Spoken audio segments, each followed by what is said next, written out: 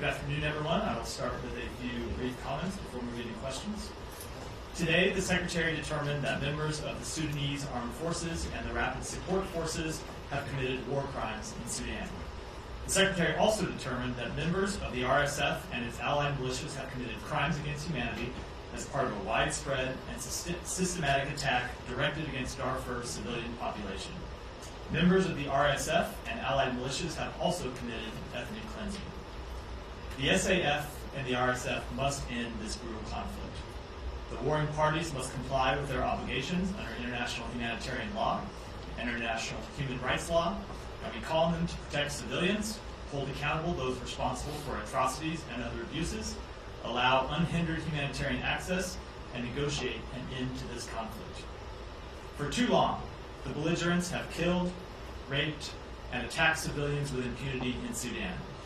The international community must work towards meaningful justice for victims and the affected communities and bring an end to this era of impunity. As we work with our African partners, the United States calls on all countries to support efforts to protect civilians in Sudan, prevent future atrocities, and promote accountability for those responsible for these horrific acts. As we have repeatedly said since the outbreak of this conflict, the United States stands with the Sudanese people, who did not ask for this war, in support of their rightful demands for a transition to democracy and freedom, peace, and justice. We will use all the tools at our disposal to support these aims. With that, Matt. Okay. Just to clarify, this determination does not come with additional sanctions. Not today. As you are aware, we have imposed sanctions already on members of the RSF and entities owned by both of the factions. But no additional sanctions imposed today. So what's the impact?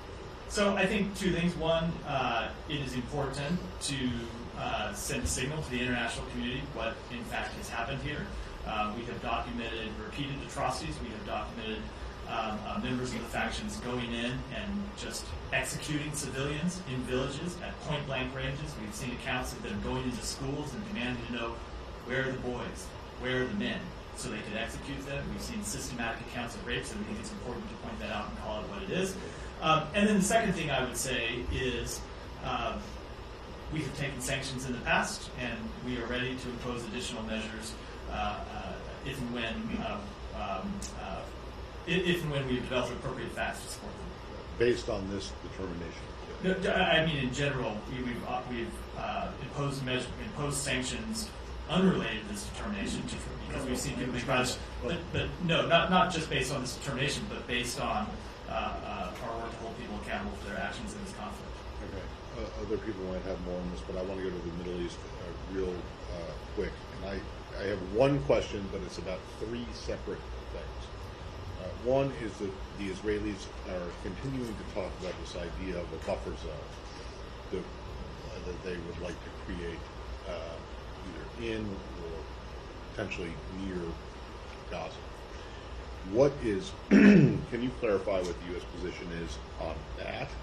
Can you clarify what the U.S. position is on the idea of there being a quote-unquote transition period that during which Israel would retain or keep security control of Gaza after the conflict is over, if the conflict ever is over?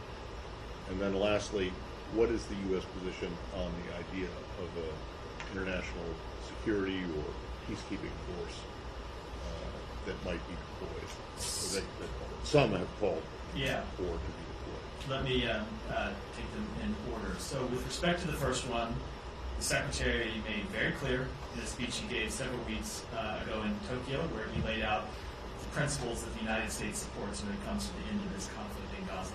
One of those principles was that there must be no reduction in the size of Gaza. And that remains our position, and it will remain our position. So if any proposed buffer zone was inside Gaza, that would be a violation of that principle, and it's something that we oppose. If it's with respect to something in Israeli territory, I won't speak to that. That's a decision for the Israelis to make. But we're very clear that when it comes to reduction in the size of Gaza, that's not something the United States supports. With respect to the second, I've heard of the third. What's the second one was transition. With respect to a transition period, Look, we understand that there will have to be some kind of transition period after the end of major combat operations. I don't think it would be in anyone's interest, not Israel's interest, it wouldn't be in the Palestinian people's interest for at the end of major combat operations for Israel to just leave and leave a security vacuum in place where there could be rampant lawlessness inside Gaza and innocent civilians exploited. So we understand there will need to be some transition period at the end of combat operations. I am not at this point able to define, while conflict's ongoing, how long that would take or when it would end. I think it's too early to prescribe any parameters for that. And then with respect to wait, it would have to be temporary. Yes, because one of the positions we have also made clear is that there can be no reoccupation of Gaza. And then with respect to the third, the international security force, these are the types of conversations we are engaging in with our allies and with our partners in the region. I think it is too early to definitively prescribe any solution, but we are focused on what the post-conflict environment needs to look at in Gaza, and that obviously includes security for the Palestinian people of Gaza. Yeah, sorry. On this issue, there's a great many rumors and so on that talks about incentivizing Egypt to take hundreds of thousands, and so you repudiate that completely. That is not something that has been discussed, as it was already discussed on Capitol Hill. So I am not going to respond to rumors, and I don't know what you're referring to with respect to Capitol Hill, but it doesn't actually really matter. But I will reiterate the principles that the Secretary outlined, and one of them is no forced displacement of the Palestinian people from Gaza. Okay. A couple of other issues. There was a report that Israel's assault forced the nurse to leave babies behind. They were found decomposing. Are you aware of the story? I am aware of that report, okay. Saeed. And do you take it as it happened, or if it did happen, is that at what time? Saeed, I would say that is a tragedy. It's a tragedy for those babies. It's a tragedy for their family members. It's a tragedy for the Palestinian people, and it is a tragedy for the world. And it is why we have made clear that far too many Palestinians have been killed in this conflict, and that of course includes far too many Palestinian children and of course Palestinian babies. And it is why we have taken every measure we could to speak loudly and clearly to the government of Israel that it needs to do everything it can to minimize civilian harm, and it's why we have worked to try and move humanitarian assistance in. And that is also why I will say we have said that Hamas should stop hiding its fighters in hospitals. So this particular incident. It gets to the very difficult nature of this war and the immense human tragedy that has been inflicted on far too many people. But if it happened, it's not a war crime, or is it a war crime? So I'm never going to be able to make an assessment here. You saw us today make a conclusion about war crimes after a very deliberate fact-finding process where we then apply the facts to law. It's not something I can do responding to a will the report. U.S. do a fact-finding? Just please let me finish my answers before you interrupt. I will take all of your questions. It is not something I can do responding to a report from the Department. Okay, I understand, but would the U.S. consider sending a fact-finding mission like you did? We're in the middle of a conflict right now, an ongoing conflict. We monitor all of these reports, but I'm not going to speak to what actions we might take when we're still in the middle of major combat operations. And lastly, my last question, on Monday, when I asked you about where should the Palestinians go, and you said there are designated UN centers to go to. Well, apparently the spokesperson for the United Nations, Stefan Dujarric, whom you know, repudiated that yesterday, or refuted that. He said, let's be clear, there are no UN designated safe zones in Gaza. I think all my senior colleagues have been very clear, including the Secretary General, saying there are no safe places in Gaza. There are shelters that fly the UN flag, that are sheltering thousands and thousands and thousands of people, men, women, and children who are trying to stay alive and get some food, get some water. We have seen since the beginning of this conflict that those places that fly the UN flag have not been safe. Can you comment on that? So I will say, first of all, I did not say that there were safe zones. That is a very different concept. Saeed, again, can we just establish a ground rule that I won't interrupt you and you won't interrupt me? I did not say that there were safe zones. That is a different concept. We have seen earlier in this conflict the idea of safe zones, and what instead we have moved to, what we have supported, are areas that are deconfliction sites, and there are sites that are UN flagged facilities that Israel is aware where those sites are. Israel has placed them on deconfliction lists, and Israel is not supposed to target those sites. That is what I was referring to. We continue to support people moving to those sites where they can be safe from harm. But again, we recognize the very difficult situation on the ground and the very difficult choices that many Palestinian civilians are having to make every day. Okay, to just follow up on Yeah. that, you're making a distinction between the safe zone Yeah, and the area of deconfliction? So just to be very clear, so there has been ideas at one point of safe zones, entire areas. There's this area over near the beach, an entire area that looks more like a refugee camp. You're talking I'm about talking size. about it's not just size. They're, instead of like designated, it's neighborhoods where Israel is not conducting operations. Right? You've seen them flag areas where they intend to conduct major combat operations. Told people to leave those areas, go to other areas where they're not currently conducting operations. In addition to that, there are facilities, schools, and other places, UN sites, UNRWA sites, where people are taking shelter, and those sites are on deconfliction lists and are not supposed to be struck by the Israeli army. That's what I was referring to. The UN Secretary General made a really rare move today to formally warn the Security Council of the global threats from the Gaza war, invoking this Article 99. He himself has done it for the first time.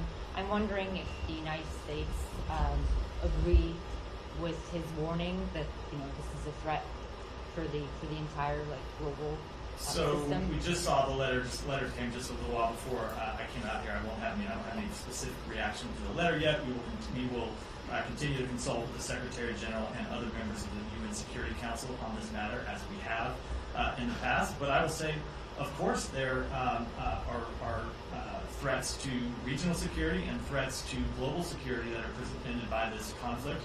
We said that in the very aftermath of October 7th, and we made quite clear that one of the things we are trying to do is prevent this conflict from spreading. That continues to be one of our top priorities. It continues to be something the Secretary and the President and other members of the administration are focused on. And we understand that Arab states basically seek to leverage that to renew a push for the Council to call for a ceasefire.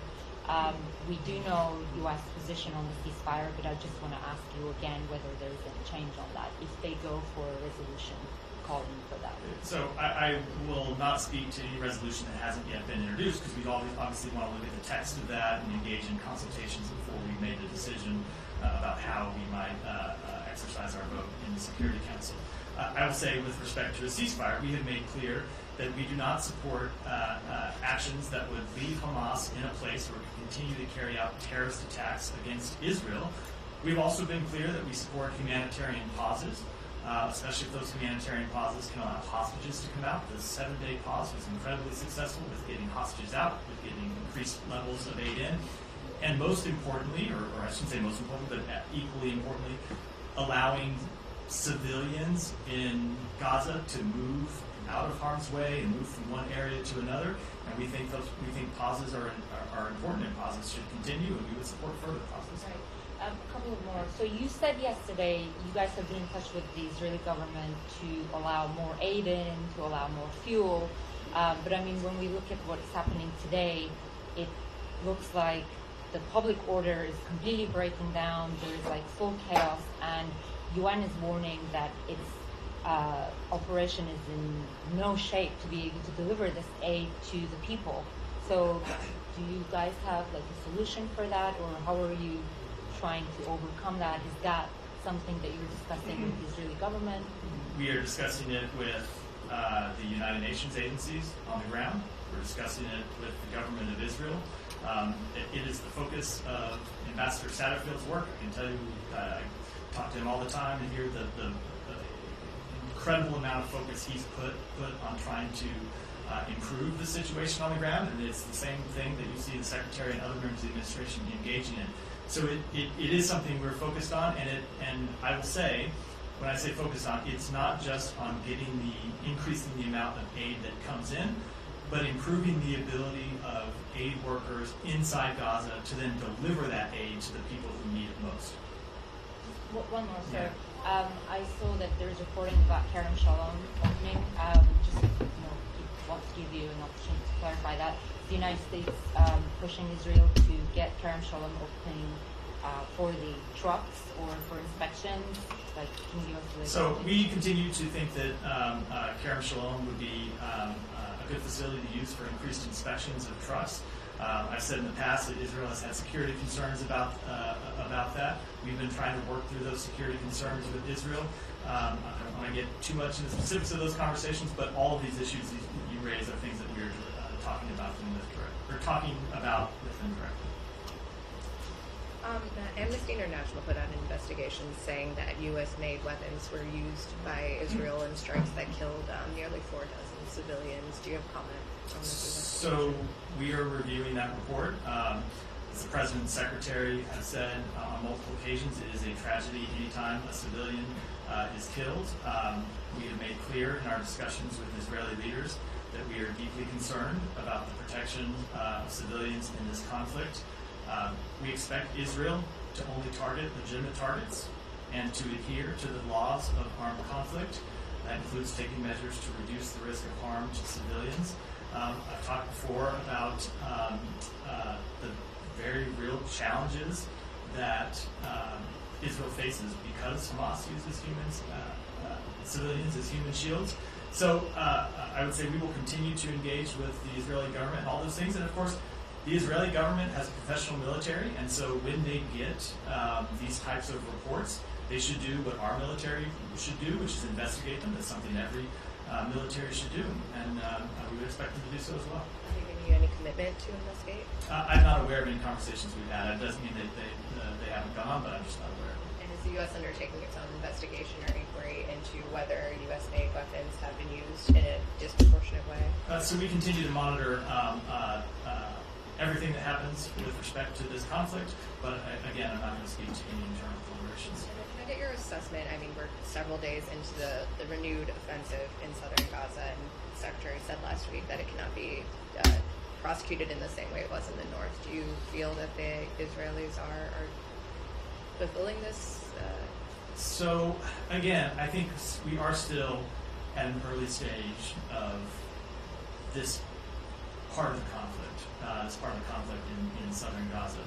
You heard the Secretary say that too many Palestinian civilians have been killed. That remains the case. Too many Palestinian civilians have been killed. Too many Palestinian civilians have been killed. I should say, too many Palestinian civilians continue to be killed. We want to see the civilian death toll lower than it has been. We want to see the civilian death toll lower than it is today, lower than it has been the past few days. Again, this is a good component of this is the problem presented by Hamas embedding in civilian sites in Khan Yunis, just as it did in Gaza City. But that doesn't lessen the burden that's on Israel to do everything it can to reduce civilian harm. So we had some very frank conversations with the government of Israel about that when we were there last week. We continue to have very frank discussions with them about this question, and I think I'll leave it at that. Yesterday, Matt, I had asked you about if the state was aware of any reports or emerging evidence of Americans being sexually assaulted by Hamas on October 7th, as there are claims that many Israeli women were. You said you weren't aware of reports. Can you say anything about? We heard from the Attorney General a few minutes ago that they're now investigating Hamas war crimes. Do you know if that will include, looking at potential sexual crimes as well, or is state still following that? I think I should defer to the Department of Justice to speak to its investigations and what they may or may not include. I know that you don't comment on university campus level goings on, but yesterday a group of Ivy League presidents on Capitol Hill in sworn testimony declined to condemn calls by their own students for the killing of Jews. I'm wondering if, more broadly speaking, outside of college campuses and universities, if the State Department has a position on calling for the murder of Jews. Is that something that the department considers anti-Semitic? Yeah, absolutely. You're right. When it comes to matters inside the United States, there are many agencies inside this government that would comment on it, but that is not the remit of the State Department. But obviously, calling for the murder of Jews is anti-Semitic. It's horrific. We have a special envoy here dedicated to combating anti-Semitism around the world. In addition, you've seen the Secretary speak about this and call it out, as I have from this podium, and we will continue to do that. But you would oppose the calling the murder of anyone, right? Absolutely. Not just Yeah, me. yes, I mean- quite obviously. Yes. One last question, if I may. Quite a few localized menorah lighting celebrations ahead of the start of Hanukkah tomorrow have been canceled by local officials, citing threats from pro-Palestinian protesters that are scheduled for the area. Now, in California, Gavin Newsom has canceled some kind of a Christmas tree lighting ceremony as well. I'm wondering if the State Department has concerns about the impact of the war in Gaza and the political fallings out, on religious freedom for Americans ahead of the holidays. So let me just say that when it comes to specific incidents you cite, I think I will refer to the Department of Homeland Security, maybe the Federal Bureau of Investigation for comment on those, as those are obviously local matters inside the United States. But I will say that generally we have seen a rise in anti-Semitism around the world. Since October 7th, we have seen a rise in Islamophobia around the world since October 7th. And we will continue to do everything in our power to call that out when we see it, to make sure clear it is objectionable, and to align our policies to fight it wherever we can. If I may come back to Sudan, I have a hard time you taking months to make the determination that there were war crimes and even crimes against humanity regarding FSI. So it's just, you come out and give the statement and all that, but you don't announce any sanctions, and you haven't. The sanctions that have been in place have not hit the highest level. So I have a hard time understanding how, at the same time, you come out, make the determination, and don't come with something more forceful in terms of sanctions. And then, aside from that, just if you know, are there any, as of now, are there any ongoing talks? There were the Jeddah talks, but that was months ago or what have you. Is there anything ongoing in terms of U.S. involvement with the two parties? So I will say we have imposed sanctions in the past, and just because we're not announcing sanctions today does not mean we will not impose additional measures in the future. I will also say I think it's important that the United States speak with moral clarity about what we see happening and what we can document, and that's what we've done here. We think there's real value in that, and we'll continue to do it. And then I'll say with respect to the talks. The talks in Jeddah broke down because both parties, the SAF and RSF, repeatedly refused to adhere to the commitments that they made at those talks. So what we will do is continue to work with our partners in the region to make clear that there can be no military solution to this conflict, to make clear that civilians continue to suffer multiple atrocities, and to try to continue to work with our partners in the region to bring an end to the conflict. But ultimately, that takes the two parties coming to the table, and not just coming to the table, but adhering to the commitments that they make, and so far that they have been simply unwilling to do that. So right now there are no talks whatsoever. There are no talks whatsoever, but we would always support talks that would lead to an actual breakthrough, and as I said, the parties adhering to the commitments that they make. Shah. Israeli Defense Minister has said today to mayors and heads of councils located in the border with Lebanon that their communities will not be returned home until Hezbollah is driven north of the Litani River. He added that the best option for Israel is to reach a diplomatic solution or arrangement. If it doesn't succeed, Israel will act with all the means at its disposal to push Hezbollah by military actions. What's your comment, and do you support such move?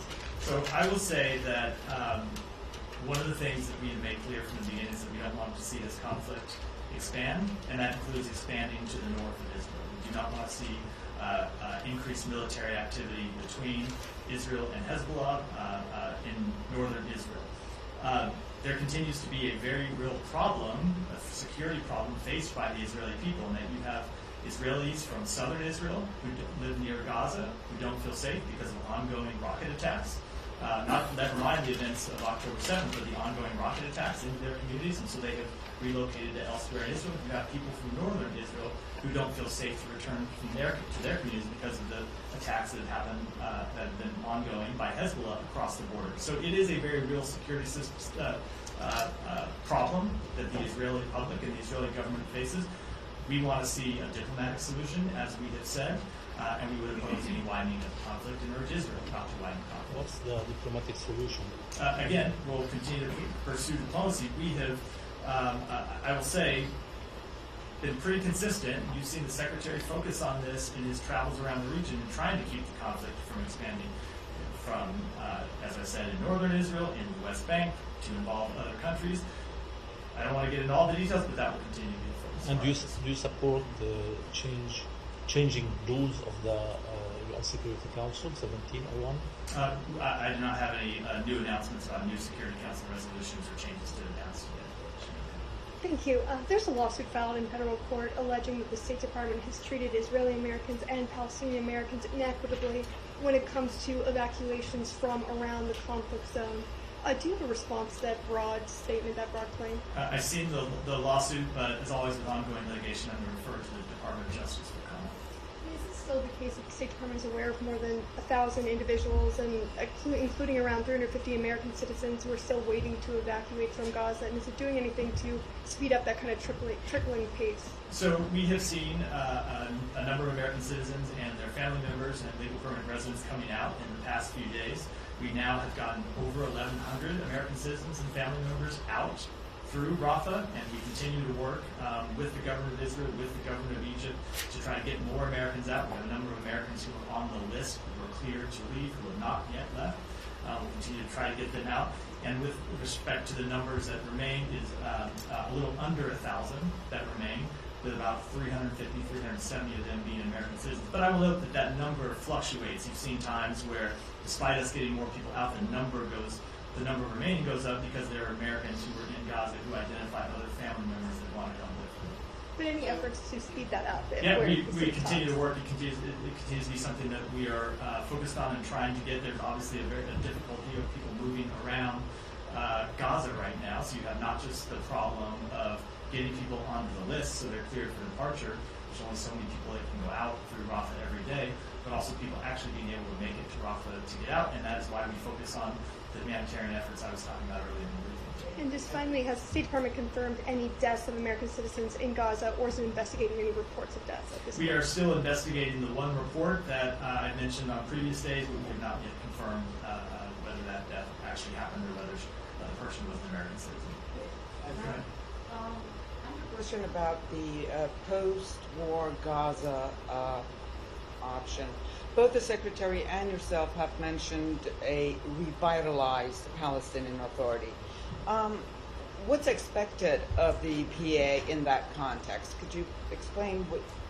There are a number of additional measures that we think the Palestinian Authority could take in terms of cracking down on corruption, in terms of increased engagement with civil society. We had a very open discussion with this, which is that the Secretary had a very open discussion about this with President Abbas when he was in the West Bank next week. And in addition to that, revitalizing and increasing the capability of the PA security forces. If you envision in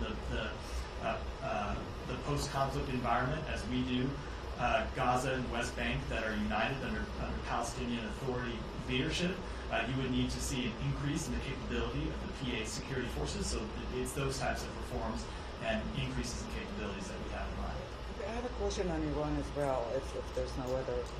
Go ahead.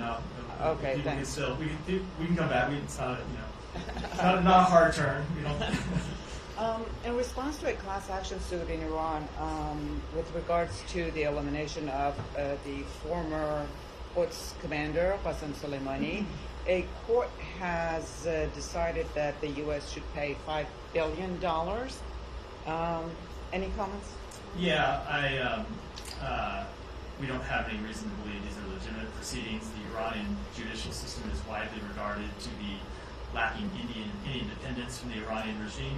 So I don't have any comment on this specific verdict. We obviously don't have any people participating in judicial proceedings inside Iran, but the United States will continue to do everything that's necessary to protect our people and our interests.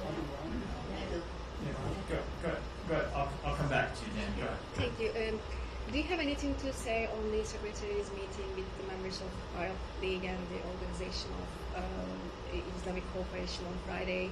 What does the Secretary hope for and expect from the meeting, and what message he has, especially in response to their call for a ceasefire? So I don't want to telegraph too much of about that meeting 2 days before it happens, but obviously these are counterparts with which he has had a number of engagements since October 7th. You've seen him in both in his trips to the region and at a meeting in New York, engage with counterparts in the region, as well as a number of phone calls that we've read out the specifics of over the past 2 months. So he will continue to engage with them about what we can do to get increased humanitarian assistance in.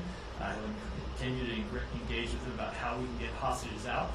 He will, of course, want to talk about the end of the conflict and lay out the principles that he laid out in Tokyo, as he did in the meeting he had in Dubai, and continue to talk with them about how we can move forward, prevent this conflict from widening, and ultimately find a solution in the long term that leads to the establishment of an independent Palestinian state. Yeah, thank you. Going back to the Iranian sanctions, Russia and Iran signed a declaration to counter the Western and also the U.S. sanctions. Does that declaration concerns you? Do you believe that this would have an impact on your sanctions on both countries when we are talking about both conflicts in Gaza and Ukraine? So I would say we have long seen both Russia and Iran attempt to evade our sanctions, which is why you see us, with respect to both countries, at times announce both new sanctions and measures that we take to crack down on sanctions evasion. Today, Iranian IRGC announced that they seized 2 vessels with 34 foreign crew members in the Persian Gulf. Do you have any reaction and comments on that? And do you think that, I'm sorry, that they what? That the Iranian IRGC, Revolutionary Guard Corps, they announced today they seized 2 vessels with 34 foreign crew members. Then do you have any comment and reaction to that? And do you think that the Iranians taking advantage of the situation in the Middle East? So we have seen them, I don't have a specific reaction to that report, but we have seen them continue to try to take advantage of instability and try to foment additional instability, which is why we have been quite clear with the Iranian government that they shouldn't do anything to add to instability in the region. It's why we've been quite clear with our partners in the region, even when they can get messages to Iran, that they should deliver that message very clearly, and why you've seen us take steps to protect our interests in the region. If I may ask the last question, going back to a very old question in this room, are you still looking to go back to the JCPOA through diplomatic with Iran, or can you call the JCPOA a dead deal now? I certainly don't see that on the table. Dan, go ahead. Two questions on Russia, North Korea, and South Korea. It was reported that North Korea transshipped 10,000 containers to Russia yesterday. And why can't the United States stop North Korea's weapons from continuing to be supplied to Russia? So we have made clear that we oppose the transfer of additional weapons from North Korea to Russia, and oppose the transfer of weapons from Russia to North Korea. We have imposed sanctions on both of these countries, of course. When it comes to Russia supplying North Korea, not the issue you asked about, but the reverse side of this trade, we made clear that it violates multiple United Nations Security Council resolutions, and we will continue to take actions to hold both of those countries accountable. One more question, and Russian President Putin wanted to restore relations with South Korea, and saying it depends entirely on South Korea. Do you think this is Putin's strategy to create a rift in U.S. and South Korea relations, or do you have any just don't think I have any comment on that. Alex, go ahead. Thank you, ma'am. Speak with Secretary's level of alarm following yesterday's interactions on the Hill. The reports that some senators left the briefing. And I'm also asking because the Secretary just noted in his statement that today's package will mention in one of the last security assistance packages we can provide to Ukraine without congressional approval. Can you unpack it, please? I think the Secretary found it to be a frank and candid exchange of views on the Hill, mostly between members of the Senate, not involving the administration. But as we made clear in the statement we issued today about the drawdown package, we have nearly exhausted the available security assistance that is available to Ukraine. It is urgent that Congress act to support Ukraine. It is urgent that Congress act to support democracy. The President spoke to this today.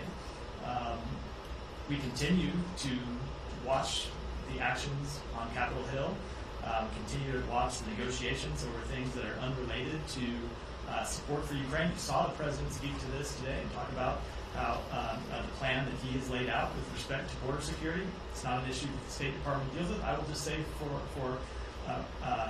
our perspective, it is an urgent priority to stand with Ukraine, especially as we enter this difficult winter when we know we will see increased Russian attacks. We're also about to cover this U.S. foreign policy for foreign audience. We don't necessarily follow U.S. domestic policy. Are we in the still zone of your normal sausage making process, or things are out of control? I just don't think I want to take pundit from this podium. It's for No, other people to do. if you don't mind. Go ahead. The following today's meetings, do you have anything for me? What's the level of concerns about the relationship? As the Secretary posted that he shared ideas for deepening bilateral cooperation and supporting peace, stability, prosperity in the region. I mean, that one sentence is doing a great deal of heaven. I haven't spoken to Assistant Secretary O'Brien since the conclusion of that meeting or had a detailed readout of it, so I don't have anything to add. Go ahead. Thank you. One question about the Abraham Accord and the normalization between Saudi Arabia and Israel. Do you think, or the State Department thinks that diplomatic relationship is almost there? There is no any possibility that Saudi Arabia normalizes its relationship with Israel, or there is a possibility?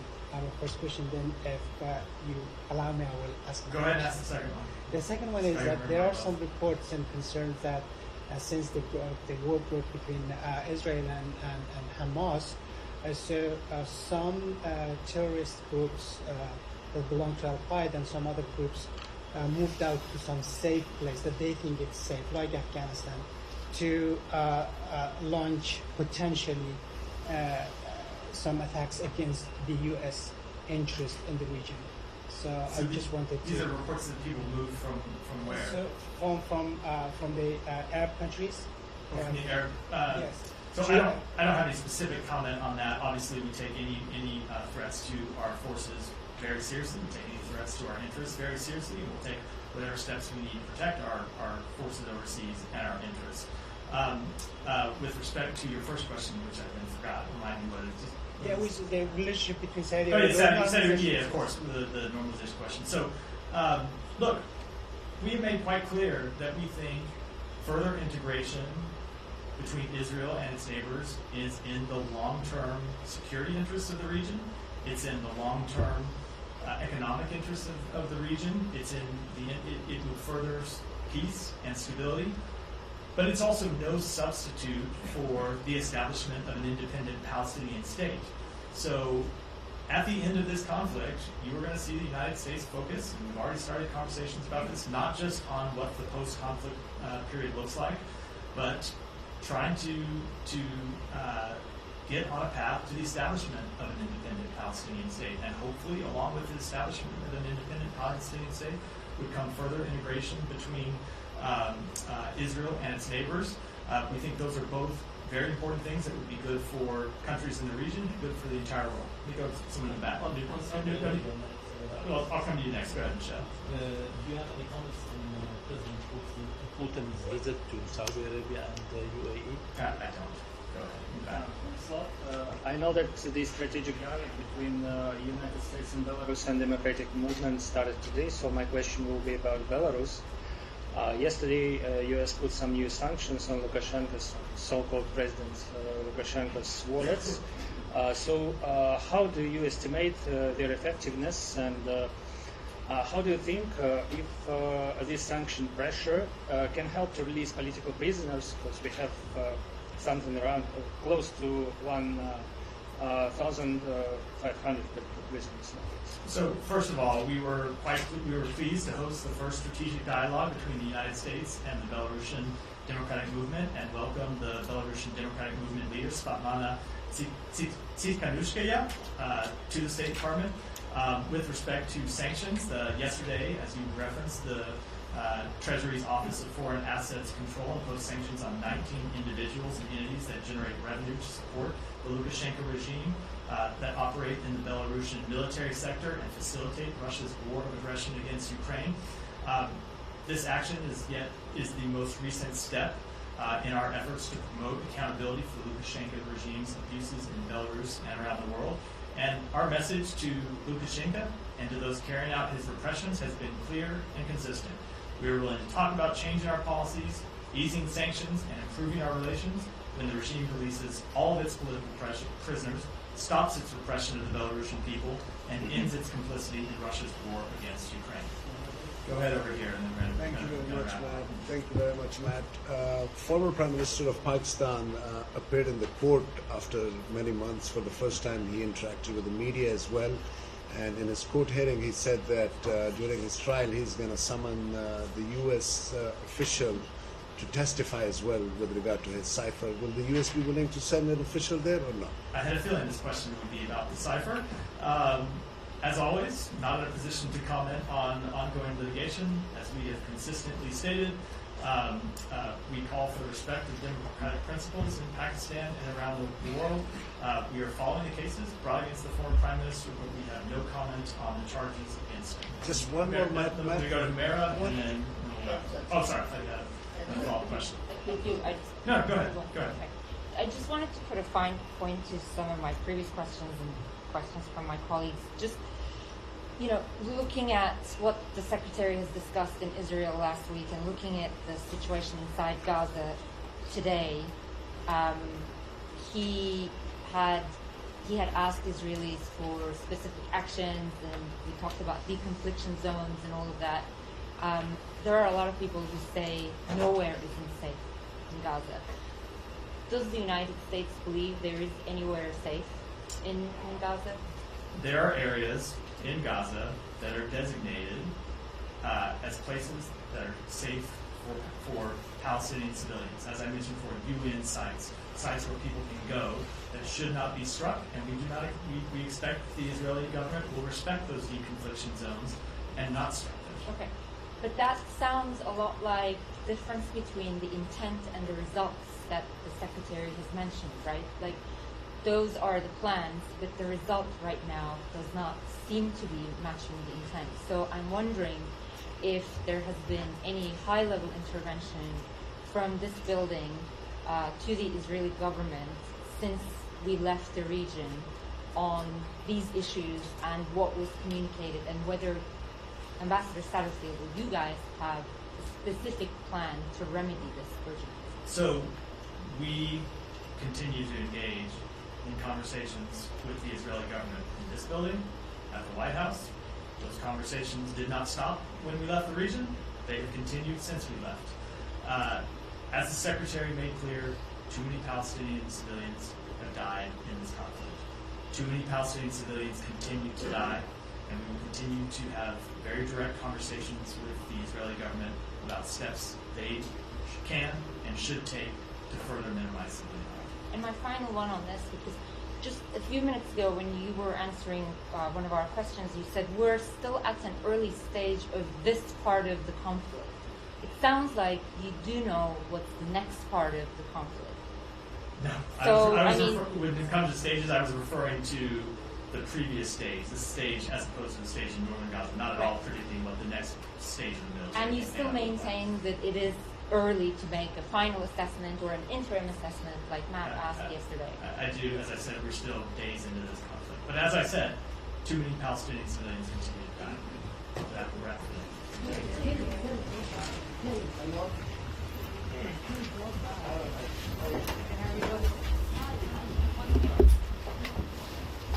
Yeah.